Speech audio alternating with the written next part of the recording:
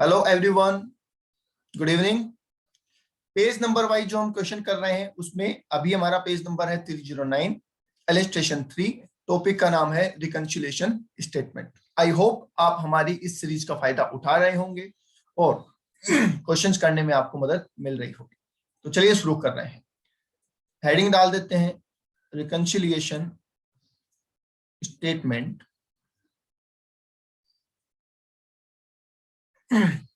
for year ended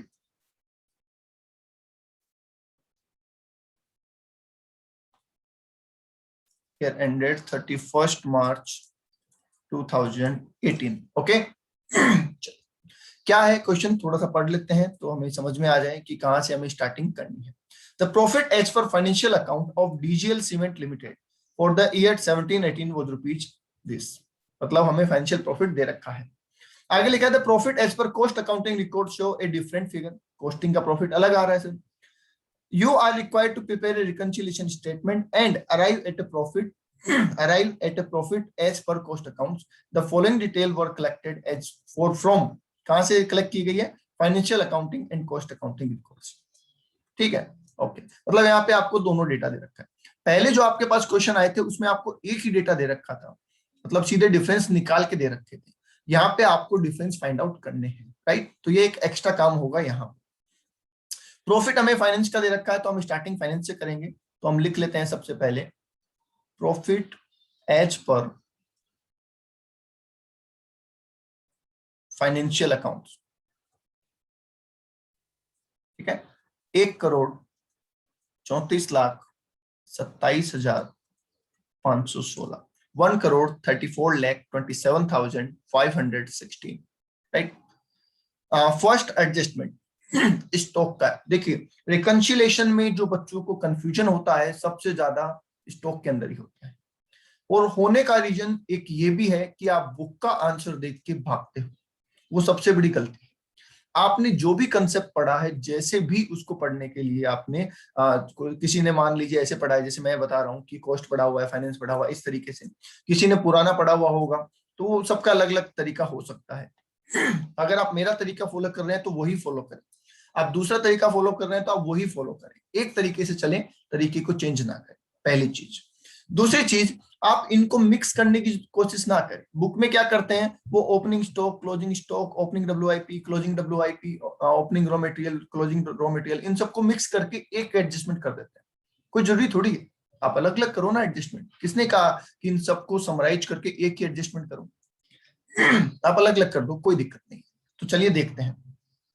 पहले कह रहा सर ओपनिंग डब्ल्यूआईपी फाइनेंस में है 29,52,315 और कॉस्ट में है 23,45,720। इसका मतलब ओपनिंग स्टॉक फाइनेंस में ज्यादा है। ओपनिंग स्टॉक का नेचर क्या होता है? डेबिट होता है सर, राइट? ओपनिंग स्टॉक का नेचर क्या होता है? डेबिट होता है, चाहे वो रॉ मटेरियल हो, चाहे वो डब्ल्यूआईपी हो, चाहे वो फिनिश गुड्स हो। अब डेबिट नेचर का आइटम फाइनेंस में ज्यादा है, ये कॉस्ट है, ये फाइनेंस है, राइट? जिस हाथ से मैं लिखता हूँ वो हमेशा फाइनेंस रखता हूँ, ये बात आप ध्यान रखिए। अगर आपको वीडियो में कंफ्यूजन हो रहा हो तो ध्यान रख लेना, जिस हाथ में मेरे पेन होता है वो हमेशा फाइनेंशियल प्रॉफिट होता है, राइट? ओके। अब फाइनेंशियल प्रॉफिट में हमने खर्चा ज्यादा लिखा, तो क्या फाइनेंशियल प्रॉफिट कम दिखा रहा होगा? फाइनेंशियल अकाउंट्स में हमने खर्चा ज्यादा लिखा है तो फाइनेंशियल प्रॉफिट क्या कम दिखा रहा होगा? हाँ सर, फाइनेंशियल प्रॉफिट कम दिखा रहा होगा। तो मैचअप करने के लिए हम क्या कर दें, उसको बढ़ा देते हैं। तो चलिए इसे हम क्या कर दें, ऐड कर देंगे। तो आप ऐड लिखेंगे, difference in opening WIP, difference in opening WIP. Calculator उठा लीजिए और कैलकुलेशन करना स्टार्ट करेंगे। ठीक है, सारी कैलकुलेशन आपको करनी है। कोई भी कैलकुलेशन आप बुक से या वीडियो से भी मैं कहता हूं ना देखें, पहले आप अपनी कैलकुलेशन करें। ठीक है, चलिए 2952,315 माइनस कर देते हैं 2345,720, इट्स 606,595। तो ये हमारा आ जाएगा 606,595, राइट? चलिए, ये हो गया हमारा एक एडजस्टमेंट। दूसरे पे आइए, ओपनिंग फिनिश गुड्स, ये भी एक्सपेंसेस है। 2,48,37,410 और 2,72,16,930, right? Again finance and cost. Finance में खर्चा क्या वो देखो, कॉस्ट में क्या उसको छोड़ो। फाइनेंस में क्या है, कम है या ज्यादा है? सर फाइनेंस में हमारा खर्चा क्या है सर, कम है या ज्यादा है? तो फाइनेंस में हमारा खर्चा सर कम है, कम है ना। और फाइनेंस में खर्चा कम होने का मतलब फाइनेंस का प्रॉफिट क्या हो रखा है, बढ़ा हुआ है। फाइनेंस का प्रॉफिट क्या हो रखा है, बढ़ा हुआ है। और इक्वल करने के लिए हम क्या कर देंगे, उसको घटा देंगे। तो हम यहाँ पे कर देंगे लेस, क्या, difference in opening finish goods, difference in opening finish goods, right. ठीक है, कितना फिगर आ रहा है देख लीजिए, 2,48,00,000 2,48,37,410 माइनस 2,72,16,930, तो ये आ गया 2379520, 2379520। ओके चल, तो ये भी एडजस्टमेंट हो गया। नेक्स्ट आइए sir closing stock. Closing stock का नेचर क्या होता है सर, क्रेडिट होता है।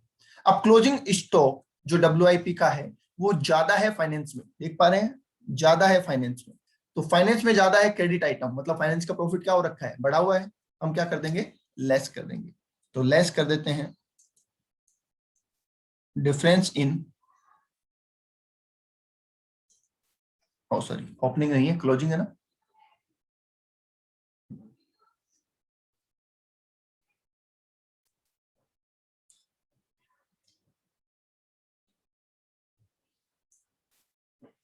Difference in closing WIP। Okay, calculate कर लीजिए sir.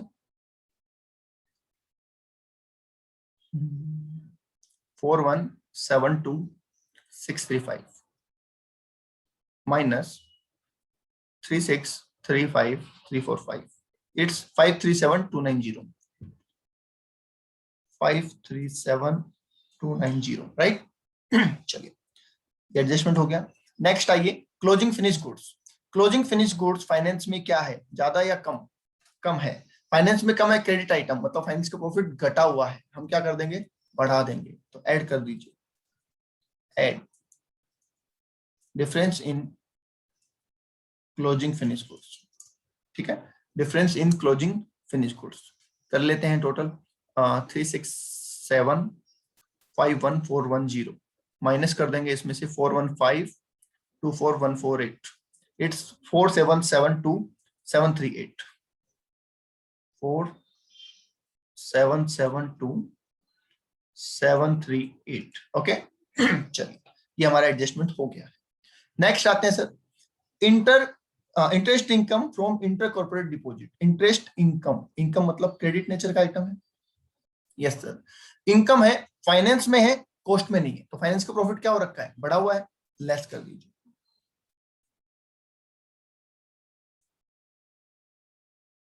Interest income from inter corporate deposit कितना है, 6,14,250। ओके नेक्स्ट आ जाइए सर डोनेशन गिवन। ये तो डेबिट आइटम है, डेबिट आइटम फाइनेंस में है और कॉस्ट में नहीं है, मतलब फाइनेंस का प्रॉफिट क्या है, घटा हुआ है। तो ऐड कर दीजिए, रिवर्सल करना है ना, तो donation, donation given 4,75,250, 475,250। Next one is loss on, ठीक है ये एक्सपेंसेस था। Next one is loss on sale of fixed asset. Loss का नेचर भी क्या होता है, डेबिट नेचर होता है। अब लॉस फाइनेंस में है और कॉस्ट में नहीं है, तो फाइनेंस का प्रॉफिट क्या है, घटा हुआ है। तो इसको भी बढ़ा दीजिए, जस्ट लाइक डोनेशन। तो ऐड कर दीजिए loss on sale of asset कितना है, 104,148, 104,148, राइट। Yes sir. नेक्स्ट आ जाइए sir value of cement taken for own consumption. ठीक है, आपने शुरू में गौर किया था इस कंपनी का काम क्या है, सीमेंट का काम है, और इन्होंने खुद के काम के लिए सीमेंट को विड्रॉ किया है। अब यहाँ पे आपको समझना बहुत जरूरी है, यहाँ पे बहुत बच्चे गलती करते हैं। इसको पॉइंट में बहुत बच्चे गलती करते हैं। गलती सिर्फ इतनी सी है कि यहाँ पे इस आइटम का नेचर क्या है ये पता करना है। इस आइटम का नेचर क्या है, डेबिट है या क्रेडिट है, उसके बाद तो कोई दिक्कत नहीं है। बहुत से लोग कहते हैं सर ये ड्राइंग है इसलिए डेबिट नेचर, मानते हैं ये ड्राइंग है, ठीक है, और ड्राइंग का नेचर डेबिट होता है, ये भी समझ में आता है। पर क्या हमें ड्राइंग से मतलब है या हमें इसका इम्पैक्ट क्या आएगा उससे मतलब है? कैसे? आप जब अपने बिजनेस से खुद के लिए मटेरियल विड्रॉ करते हैं, ठीक है, चाहे वो खुद की आप बिल्डिंग बना रहे हैं, चाहे आप घर बना रहे हैं, कुछ भी कर रहे हैं, आप खुद के लिए जब आप मटेरियल विड्रॉ करते हैं तो क्या करते हैं बताएं?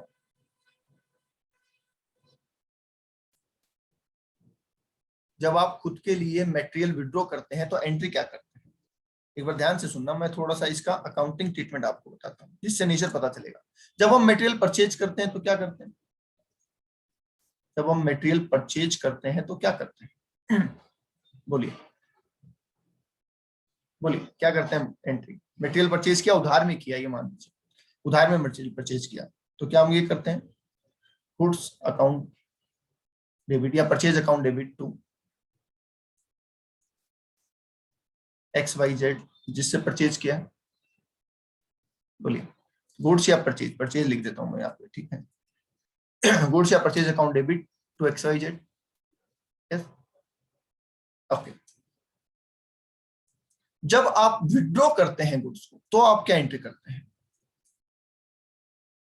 Drawing account debit to goods या परचेज, ये करते हैं। यस, अब यहां पे आप मटेरियल ले रहे हैं, पैसा लेना, देखो पैसे की ड्राइंग अलग होती है। पैसे की जब ड्राइंग होती है तब भी मैं आपको लिख देता हूं, चलो आपने किया sir drawing account debit to cash, अगर आपने पैसा विड्रॉ किया तो ये एंट्री करते हैं। यस, अब ध्यान से सुनना, जब आपने पैसा विड्रॉ किया तो ये अकाउंट बैलेंस शीट का आइटम है और ये भी बैलेंस शीट का आइटम है। क्या इससे P&L इफेक्ट होता है? क्या इससे आपका प्रॉफिट इफेक्ट होता है? क्या नहीं, प्रॉफिट इफेक्ट नहीं होता, इसलिए हम इस ड्राइंग का कभी यहाँ पे ट्रीटमेंट नहीं करते हैं, ठीक है, समझना बात को। पर यहां जब आप विड्रॉ कर रहे हैं तो क्या आपका P&L का आइटम इफेक्ट हो रहा है? हो रहा है सर, तो इसलिए हम इसका ट्रीटमेंट यहां करते हैं। और P&L का जो आइटम इफेक्ट हो रहा है उसका नेचर क्या है यहाँ पे? क्रेडिट और डेबिट। बोलिए, क्रेडिट और डेबिट। क्रेडिट नेचर है सर। क्या नेचर है? क्रेडिट नेचर है सर। आई बात समझ में? यस, तो हम ड्राइंग का ट्रीटमेंट नहीं कर रहे, ड्राइंग से जो गुड्स कम हो रहा है उसका ट्रीटमेंट कर रहे हैं, राइट? तो इसका नेचर हो जाएगा क्रेडिट। समझ गए?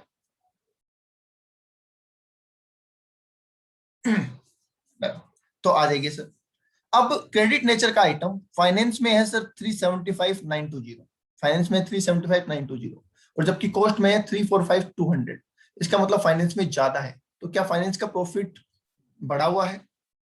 बोलिए, क्या फाइनेंस का प्रॉफिट बढ़ा हुआ है? यस सर, फाइनेंस का प्रॉफिट बढ़ा हुआ है, और फाइनेंस का प्रॉफिट बढ़ा हुआ है तो हम क्या कर देंगे? उसको लेस कर देंगे, ठीक है। तो लेस कीजिए, जो डिफरेंस अमाउंट है उसको क्या कर दीजिए? लेस कर दीजिए। कितना हो रहा है देख लीजिए। 375,920, राइट, माइनस 345,200, तो ये आ जाता है आपका 30,720। सीमेंट फॉर ओन कंजम्पशन कितना फिगर था? 30,720, राइट। चलिए, अब आ जाते हैं आगे। आगे लिखा है sir cost of power drawn from on windmill. अब हमने पावर लिया है, पावर लिया है, ठीक है, हमने क्या लिया है सर? हमने पावर लिया है। क्या ये हमारे लिए एक्सपेंसेस है? बताइए, क्या ये हमारे लिए एक्सपेंसेस है? हमने पावर का इस्तेमाल किया है। यस सर, क्योंकि कॉस्ट लगी है ना हमारी, इतनी कॉस्ट लगी है, तो वहां पे हम मटेरियल कम कर रहे थे क्योंकि वो ड्राइंग थी और उससे मटेरियल कम हो रहा था। यहाँ पे अपने पावर लिया है, ठीक है, और पावर लिया, उसको लेने के पैसे लगे, तो ये हमारे लिए क्या है? एक्सपेंस है, और इसका नेचर क्या हो जाएगा? डेबिट नेचर हो जाएगा, राइट। ठीक है, अब डेबिट नेचर है, कॉस्टिंग में 48,58,415 है, जबकि फाइनेंस में 34,10,420 है। इसका मतलब फाइनेंस में खर्चा कम है। फाइनेंस में खर्चा कम है तो फाइनेंस का प्रॉफिट बढ़ा हुआ है। बोलिए, फाइनेंस में कम है तो फाइनेंस का प्रॉफिट क्या है, बढ़ा हुआ है। तो आप क्या कर देंगे, उसको लेस कर देंगे। तो लेस कर देते हैं कॉस्ट ऑफ पावर। ठीक है, कितना आ रहा है देख लेते हैं। 3410420। ठीक है, माइनस कर देते हैं 4858415। तो इट्स 1447995। 14,47,995 रुपए। ठीक है, लो जी, सारे एडजस्टमेंट हो गए। आई होप सारे एडजस्टमेंट समझ में आ गए आपको। चलिए टोटल कर लेते हैं, फाइनल फिगर निकाल लेते हैं। 134,27516, राइट, प्लस 606,595 प्लस 4772738 प्लस कर देते हैं 475,250 एंड 104,148, राइट। ओके, माइनस कर देते हैं इसमें से 2379,520। ठीक है, और माइनस कर देते हैं इसमें से 537,290। ठीक है, और माइनस कर देते हैं 614,250 और माइनस कर देते हैं 30720 और माइनस कर देते हैं 1447995। ठीक है, तो ये अमाउंट आ जाता है आपका 14376 472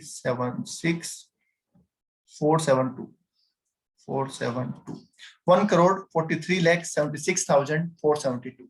ये आ गया आपका profit as per cost records.